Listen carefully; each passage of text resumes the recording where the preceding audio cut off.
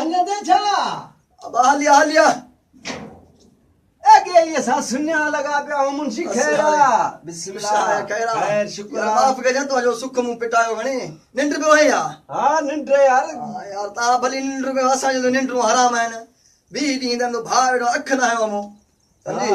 यो वोट घणा है साहब मुके मोकलियो कास तू दे वोट घणा है वोट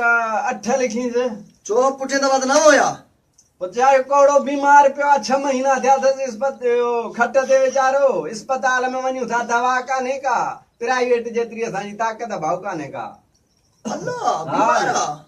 कदे बुधाई कोने मुके तो खबर ही कोने बस यार ता के किथे दी रदा खबर पवे ता के पांजी वठा लगी पईया बस यार ये दिसी तो बनाणी हुई कर चाचे कोड़े के शाम जो दाखिल करा अस्पताल में प्राइवेट में सजो खर्चो मौजू ठीक है इनी जो वोट लिखा तो मन नव वोट ठीक है जे हेडा ना थी वने ना इलेक्शन वाले डी एससी और एम्बुलेंस मोकलियो तो उनी ते तू खणी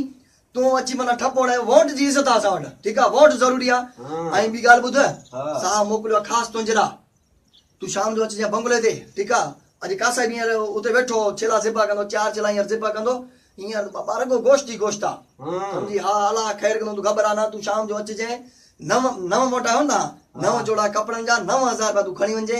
बाकी तुझे वोट ना पैसा फी वोट दे 1000 रुपया ठीक है ओ इलेक्शन का बड़ी तू मुख आगे बढ़ जे ने बाबा यार मुंशी गाल बुधा 1000 को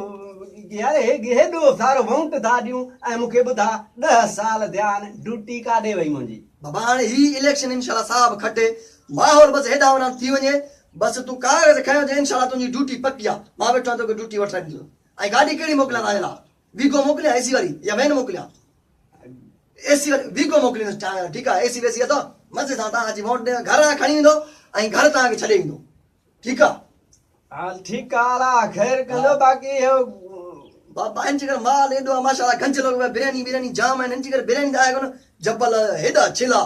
नूर भटारे को कसम साहब घुराया ने जबल मा हेडा वडा छिला कल कमदार टकरे ट्रे कल्टियों कमदार खाई परते नी करियो अल्लाह समझी बाबा हेडा वडा सेगा छिला माशाल्लाह तू अच जे एकड़ी कारी थैली खयो जे शाम जो बंगले ते ठीक है घर जला तो के गोश्त दींदुस आ इलेक्शन थी वने इंशाल्लाह साहब खटे फाड़े जो गोश्त माते को कराइंदुस फाड़े जो गोश्त बेनी तो मुखा खाए जे आ एकड़ो रात तो के दींदुस तू घर खयो जे ठीक है बस हाली मतलब वोट लिखन आ शाम जो तू जरूर अच जे बंगले ते पंजा 9000 रुपया खण जे 9 जोड़ा कपड़न जा बाकी पैसा इलेक्शन और डी इंशाल्लाह तू भली बड़ी मुकाग में वठ जाए मुंशी चाई सच हो या मिड़े हैंडल पियो हणी यार शाबाश तई मुझे मदा तो इतबार कोने बाबा इंच सजो कुछ मुझे हाथ में आ सजो साहब जो कम सजो मुझे हाथ में आ कमदार त थागा ऊंठो फुको दो रे बाबा कमदार के छडा वठो है ना ठीक है अल्लाह खैर करे पर शाम जो जरूर अच जाए मुके हलनो वाली बे पासे ठीक है बस अल्लाह खैर करे ठीक है हां छेला था खाए जने हैं हजार था मिलने अरे मुझी जारी मुझी तौबा खुदा को इन जो पेट भरे हूं असा के कदे पारू थी दाल को दा देने त बिना मरो प्या गरीब हो नी पारू थी दाल न कुछ भी कोन तौबा खुदा पाक पटेल मना को